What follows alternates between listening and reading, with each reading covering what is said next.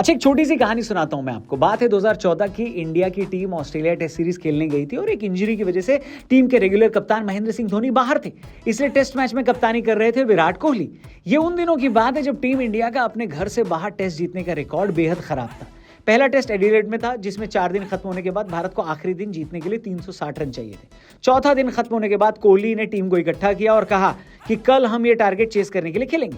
इसके बाद टीम वापस होटल जाने लगी और टीम बस में विराट कोहली के बगल में धोनी आकर बैठ गए। धोनी ने कोहली को समझाया कि देखो विराट, तुम ये टारगेट चेस कर लोगे, तुम्हारे टैलेंट पर किसी को डाउट नहीं है, लेकिन जब आप इस तरह के डिसीजन ले रहे होते हो तब आपको पूरी टीम की स्ट्रेंथ के बारे में सोचना पड़ता है। विराट को धोनी की बात पर यकीन था, लेकिन उन्होंने धोनी को समझाया कि अगर हम ट्राई नहीं करेंगे तो हमें पता भी नहीं चलेगा। हमने टेस्ट मैच के आखिरी दिन कभी 360 रन इसलिए चेज नहीं किए क्योंकि हमने कभी करना नहीं चाहा। अगले दिन विराट कोहली और मुरली विजय की पार्टनरशिप हुई। 364 बनाने में एक वक्त भारत का स्कोर 242 पर 2 विकेट था, लेकिन फिर नाथन लियोन ने अपनी जिंदगी का सबसे बेहतरीन स्पेल फेंका और भारत ये मैच 42 रन से हार गया। अब मिली तो हमको हार ही, लेकिन इस अप्रोच ने भारत का ब्लूप्रिंट सेट कर दिया और ये दिखा दिया कि अब हमको विदेश में जीतने के लिए क्या करना है। शायद इसी वजह से विराट को टेस्ट क्रिकेट का मसीहा माना जाता है, क्योंकि उन्होंने टेस्ट क्रिकेट एक्साइटिंग बना दिया। उनके रहते हम घर पर नहीं हारे और बाहर जाकर हमने दहशत फैला दी।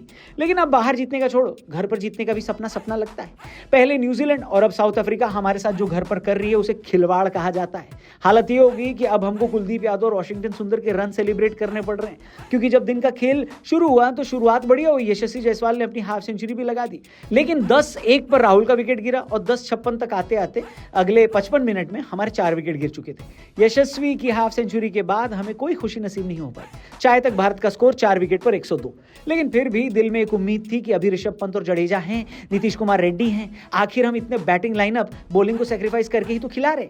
लेकिन कोई भी बैटिंग करने के लिए तैयार नहीं था। भारत के 7 विकेट 122 पर गिर चुके थे। फॉलो ऑन सामने नजर आ रहा था। लोगों ने सोशल मीडिया पर यह लिखना शुरू कर दिया था कि ये गौतम गंभीर की कोच के तौर पर आखिरी टेस्ट सीरीज होनी चाहिए। लेकिन फिर वाशिंगटन सुंदर ने हमारी नाक बचा ली। मुझे तो समझ नहीं आया, वाशिंगटन सुंदर पिछले मैच में 3 नंबर पर बढ़िया बैटिंग कर रहे थे, उनको अब की बार 8 नंबर पर खिलाने की क्या जरूरत थी? जब आपका एक एक्सपेरिमेंट सक्सेसफुल हो गया था तो चेज क्यों किया? खैर, वाशिंगटन सुंदर इस सीरीज में भारत की तरफ से हाईएस्ट रन स्कोरर हुए। कुलदीप यादव के साथ उन्होंने मिलकर हाफ सेंचुरी की पार्टनरशिप की। लंच आते आते भारत का स्कोर 7 विकेट पर 174, साउथ अफ्रीका से अभी भी 315 रन पीछे। लेकिन आप वाशिंगटन सुंदर और कुलदीप के भरोसे 315 रन के डिफरेंस कवर नहीं कर सकते ना। 315 छोड़ो, भारत को तो फॉलो ऑन बचाने के लिए भी 115 रन चाहिए थे, लेकिन हो नहीं पाया। कुलदीप यादव ने 134 गेंद बैटिंग करके कोलैप्स रोका, लेकिन रन बनाए सिर्फ 19। वाशिंगटन भी 48 बनाकर आउट हो गए और भारत मात्र 201 पर ऑल आउट हो गया।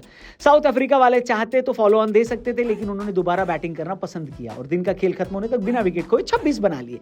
यानी साउथ अफ्रीका की टोटल लीड अब 314 की हो गई है और अब ये मैच जीतने के लिए हमको उसी विराट कोहली माइंडसेट की जरूरत है जिसका जिक्र मैंने वीडियो में शुरू में किया। क्या लगता है, टीम इंडिया ये टेस्ट मैच किसी भी तरीके से बचा पाएगी? क्या हम अपने घर पर एक और टेस्ट सीरीज हारने वाले हैं? जो भी आपको लगे कमेंट करके बताना।